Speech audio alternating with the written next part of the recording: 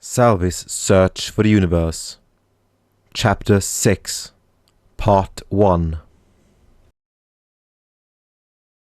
The halls echoed with the sound of armored feet. Rippling fabric bellowed 5 feet behind the gallant figure of the marching man, crimson red, matching the colors of his noble house, as well as his great lion's mane of hair. 2 squires followed meekly behind. 4 guards appeared around the next corner and immediately saluted. "Wait here," he ordered. His squires obeyed, staying behind as he stomped ahead. The guards were amongst the most elite soldiers they employed, and still he towered over them. Even without his sword at his waist, his yoke-like shoulders and brick of a face would have made even the most confident toughs think twice before taking him for a scrap. He flung open the doors. They slammed against the walls like a giant's gavel, and would have silenced the room had it not already been silent. He surveyed the inside of the castle's great meeting hall. Solemn faces sat around the great round table, like 2 rows of sepulchre statues set around a coffin. They quaked ever so slightly, eyes lost in varying degrees as they attempted to master their own internal panic. Except for one. The man sitting at the head of the table. His father. Though Lord Fairisles looked unconquerable, Tybalt knew he felt it just as much as any other. By the gods, in this situation, someone had to look in control. He had only just arrived, but from what paltry information he had been given, this was the worst possible situation. If there was any doubt left about the importance of that pendant, this had proven it. The guards closed the door behind him. Anyone who could have said to be the head of something was there. Amongst the usual suspects was the chamberlain, the keeper of the ledgers, and even the head of the kitchens. This truly affected the entire estate. Tybalt finally found the scarred face of the captain of the guard amongst the rows of heads.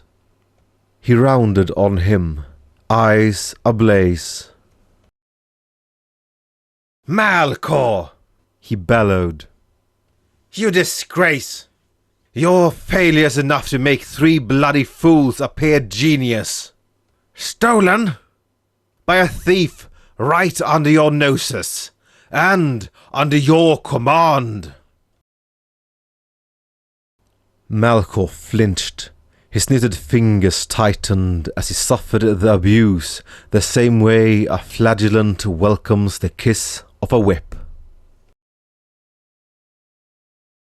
"Father, you should." "That's enough, Sir Tybalt." Lord Fairisles' voice was cool and heavy like lead. "He is well aware of his failure. And these circumstances were, well, outside any expectations." They shared a meaningful glance. Tybalt grunted. He turned away, almost disgusted, and sat down beside Abram, who was perhaps the only one who wasn't trying to hide their panic. "I am glad to see you have arrived safely, Sir Tybalt." He wished his father would call him boy, or son, or anything else than his title, but that was just the way his father was. Our forward party scouted some brigadiers hiding in the forest outside, but it ran off at the first whiff of us. Couldn't have been more than 24, he said nonchalantly, and crossed his arms. He felt bad for Malcor. He himself did not blame him for what happened, but his father did, in spite of all he said. Always his father expected him to do all the saber-rattling for him. Say what needed to be said, shake some fists, show some teeth, and after which his father would swoop in and offer the shaken man a cold, innocent compromise. He had done this so many times he had lost count. Manipulating people like that always left a bad taste in his mouth. That is just as well. However, you are wrong about one thing, Sir Tybalt. This attack extended beyond the mere thievery. Nor was it the work of a mere thief, but two. He laced his fingers, rings tinkling as he did. Much has happened after your arrival. He listened intently, nose over knuckles, as Lord Fairisles explained everything in deep detail. The mood darkened. Servants had brought wine, chilled with mountain ice, but it was scarcely touched, and those who did looked bleakly into their cups, as if wishing it were something stronger. Through the toilet? Indeed. Then we're not dealing with humans. Yes. Cavan, the spidery architect, squeezed in. This is the work of either a gnome, kobold, or halfling. Discounting any fey folk, nothing else could fit through that gap. I measured it thoroughly. I had never considered such a thing. I will have iron bars installed immediately, but... Fairisles cut him off. Only one of them was non-human. The other one was most definitely human. He spread his hands expectantly. Malcor? Malcor was in a far-off place, and it took him a moment. Oh, my deepest apologies, my lord. He swallowed and began. The human infiltrated the castle some time ago. Most likely around the same time as the original target, Mr. Hobb. When he realized the target no longer had a pendant, he tortured him for information before murdering him. Judging by the extent of the torture, it is unlikely that Mr. Hobb revealed anything before his death. The head physician nodded in confirmation. After that, the assassin spent several days lurking inside the castle, setting up those sleeping traps of his. Several of the servants report briefly seeing someone they did not recognize, but as they had no reason to suspect anyone, they did not report it at the time. Yes. Fairisles hummed, swirling his wine. It was our mistake to keep this information amongst only a few. We feared what would happen should it spread, but we did not consider consequences of our reticence. Tybalt blinked. It was unheard of for his father to admit fault for anything. He rarely showed weakness and would always find someone to pin the blame on when his best laid plans fell apart.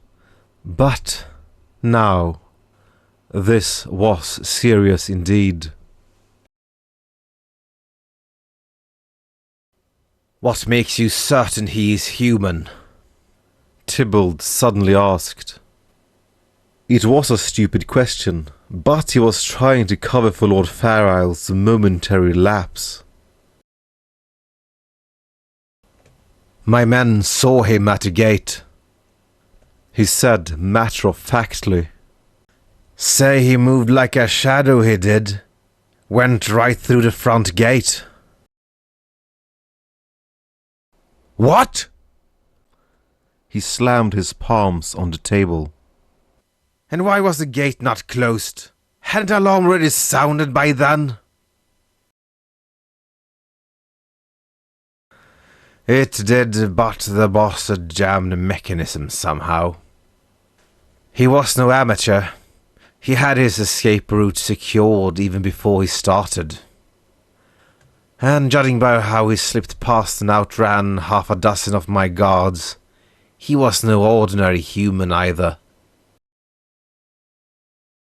A soldier suddenly entered, saluted, and jogged up to Malcor before stooping to whisper into his ear.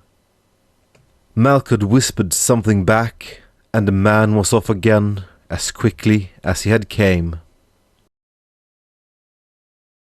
I've got my men investigating the mysterious cargo that was smuggled past the checkpoint. Likely that's where the bastard got all those sleeping bombs. It seems the merchant who had brought them in is long gone.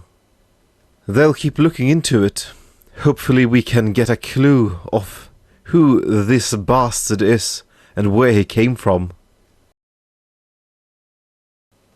Tybalt fell back into his seat. The wood creaked, only barely managing to withstand his muscular girth. He crossed his arms again. So, we're stuck. He looked grim. What of the other intruder? They infiltrated the castle the same night as the theft to help the original intruder with the search for the pendant.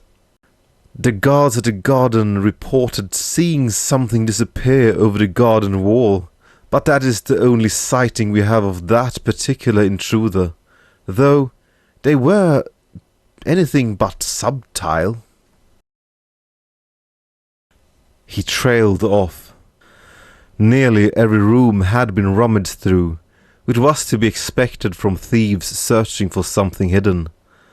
But the broken chandelier and the blood stain on the floor of Lord Fairisles' own room defied any explanation. Had they mistakenly believed it struck Lord Fairisles and thought their work done? Then why was there blood? He was unconscious. Why not simply slit his throat and be done with it? It was a mystery, but it did not bear much thinking. There were more pressing issues to be addressed. If I may interject, asked Harvald the chemist. Fairisles waved him on. He adjusted his glasses and spoke, his voice weak and meek as always. I do believe our intruder was a kobold. You see, a particular gas that was used is commonly referred to as trope gas. It is primarily made by the kobolds, because they are the only ones apart from the noble dwarves capable of extracting the ingredients from the stone. It is mostly comprised of... Of course it was a kobold.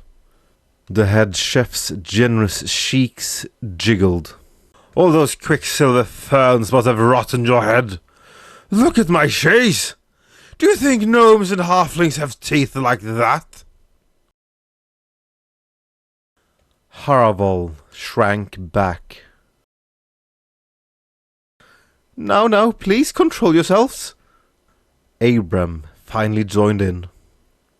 Though he was timid as a mouse, he was still his father's chief advisor, and perhaps his only true confidant. He looked around the room as if seeing for the first time. When did you arrive, my boy? I'm sorry I did not notice. I was lost in my thoughts again. He smiled weakly. Truthfully, Tybalt thought of him as something close to a father figure. He had known familiar love growing up. His father had cast aside his mother the moment the noble house had fallen, and he had been no less cold in his dealings with him, though he did not fault him for it. The world of nobles was cutthroat. Lord Fairisles had forced him down the path of nobility, and cared not for his childish protests. But Abraham had always been there to offer a little warmth. I know these are trying times, but we should not overreact, he said, but his hollow expression immediately fingered him as a hypocrite. City gates were closed for the night, and we were able to send words before they were opened again. The perpetrator is definitely trapped inside the city. Now, we must simply flush them out like rats from a sewer. It is simple, really. We need as many guards as we can muster searching the streets. The beggar slum seems the most likely place to hide, but we cannot count out the city docks and the trade districts either. Citywide patrols have already been set up, but we need to search each district individually. For this I propose... Oh, pay attention, Malcor. Malcor drew his lips into a line. Objecting was pointless. It was obvious who had the Lord's favour. 3 squads should investigate each district, while 2 sentries should be placed at every entrance and exit. Runners will distribute information, and the formation should move as a unit. Yes. He nodded at himself. They should move like a bubble from district to district, filling any open streets, so anyone suspicious cannot slip past between transitions. Yes, I believe this is the best course of action. Malcor, said Lord Fairisles. Make it done. Yes, my lord. He stood, bowed, and left the room. His lieutenant stepped in shortly after and filled the captain's vacant seat. What I still cannot puzzle out is the actual purpose of this pendant. I have wrecked my brain over it, but I fear the years are catching up to me, he admitted with a sigh. There was a slight silence before someone rapped at a door. 2 soldiers stepped in and saluted. One wore the uniform of the elite guard, the other appeared to be of middling rank. Not quite a street guard, but not quite a castle guard either. He was likely a guard at one of the city gates. His face was the most striking thing about him. Soldier Gavin, the elite soldier announced. He spotted a kobold attempting to enter the city yesterday afternoon. Everyone around the table suddenly leaned in. See? I told you! The chef barked and was spared a glare from the head of the table. Please tell us what you saw, soldier, urged Lord Fairisles. Yes, my lord. The kobold first entered the city by running straight past the checkpoint. I caught them shortly after and brought them to the booth to enter properly. Entered properly? Tybalt slammed the table. Why did you not arrest them? What sort of incompetence are we staffing the checkpoints with? No doubt this is how the gas bombs were smuggled in too. Now pipe down, you strenuous oaf. The head housekeeper lambasted. This meeting is already bad enough without you blowing out everyone's ears. He growled and sat down. That hurt his feelings. Just because she changed his nappies when he was a little boy, she thought she could say anything to him. His father wouldn't say anything. He liked strong-headed people. So it was never directed towards him. Excuse my forwardness, sir, but it's not against the law for kobolds to enter the city under the new decree of the king. Ah, yes, that decree. The Lord mused, staring at his wine. Unfortunately, the years has not been kind on the king. I imagine that particular law will go away after an event such as this. It was more of a promise than a possibility. Gavin carried on, straight-backed and serious. As it turns out, they did not have the money required to pay the visitors' tax and were turned away at the gate. They sat outside the gate until nightfall and were left outside. After that, I cannot say what became of them. Everyone seemed to consider the new information. Gavin took a breath, summoned his courage and saluted, his back as stiff and straight as an iron rod. With all due respect, I have met that kobold. I do not believe them capable of what they stand accused of. If not of good nature, then incompetence. Had he really just said that? Dozens of eyes drilled through him. The guard beside him looked at him as if he had told the Lord an off-colored joke. "My lord," began the other one, almost sarcastic in tone.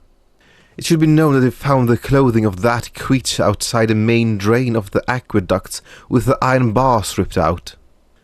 Inside the clothes we found poisonous leaves. It appears they were forced to leave them behind in order to fit." "Is that so?" Lord Fairisles fixed at Gavin with a stare. His rigid face turned pale, but his salute held firm. "Relax, soldier. Your service is recognized. I do believe that if your testimony stands for anything, it is a testament to this intruder's skill in deception. You are dismissed." "Yes, my lord." They chanted in unison, then turned and walked like mechanical dolls. Before the door could swing shut, another soldier had already marched in. He saluted quickly. "We found this in Lady Animal's room." "My daughter!" Tybalt roared. "They were in my daughter's room? Why have no one told me this?" His accusing gaze darted from face to face. "Calm yourself down. She's unharmed." Lord Fairisles squinted at him. It was one of the few times Tybalt was genuinely enraged. "On their search for their pendant, the intruder entered her room while she was unconscious and ransacked her closet. Nothing more." "What is that?" Abram beckoned. "Let me see it." The soldier walked over, and he snatched it from his hands. "A silver imperial? Did they drop it Or are they mocking us? He sank into thought. Another elite soldier burst in, more than a little ragged from his run. He skipped straight through the formalities and announced, "There have been several sightings of the kobold walking the streets." "What?" Lord Fairisles spread his gnarled hand on the table and stood, domineering the room as if he had grown twice as tall. His other hand still clutched his silver goblet of wine. "The street guards have gotten hundreds of complaints about a kobold matching the description of the one seen outside the gate, running through the streets and raising absolute hell. Trampling over merchandise wares, running inside and out of stores for no good reason, attacking people's legs, picking fights with people on the street, and is hardly half of it. All of them claim to have seen a kobold wearing an expensive gold pendant, one that appears to be broken. It's as if they're purposely trying to be seen." The room grew unnaturally still. The air felt as thick as old stew and as heavy as lead. Lord Fairisles gritted his teeth. His old fingers cracked as they balled into fists. "What is the meaning of this? Do they intend to distract us with a fake? Is it their goal to play the sacrificial lamb, hoping that we will relax our guard and let their cohort slip undetected with the real pendant? Or are they taunting us? Catch me if you can. That is what they are trying to say?" He growled, jaw clenched. His voice rumbled like a great volcano, long thought to be dormant. Everyone looked away, afraid to catch a single spark of the Lord's boiling hate. "Take me as a fool. I will bear them to their graves." Dark red wine spilled down his hand like blood. He glanced, noticed he had crushed his silver goblet, and did not care. He slammed it into the table and roared. "Bandar!" The lieutenant shot up as if scalded. "Gather all your men. Do not sleep. Do not rest until that damn creature lay at my feet. Beat them, bloody them, but bring them to me alive. Understand? They are not allowed to die until I show them what hell looks like. I will get my answers if I need to peel every scale from its disgusting body." Yes, my lord," Bandar shouted, sweat beading. "If you fail, I will kick your head off the highest tower and eat my supper as the crows pick out your eyes. Now go." Bandar rushed to the door, already shouting orders to any soldier he could see. Lord Fairisles collapsed into his chair, shoulders heaving. His long grey hair hung disheaved over his wild face. The silence congealed, and he turned that face onto Tybalt. He had a bad feeling about this.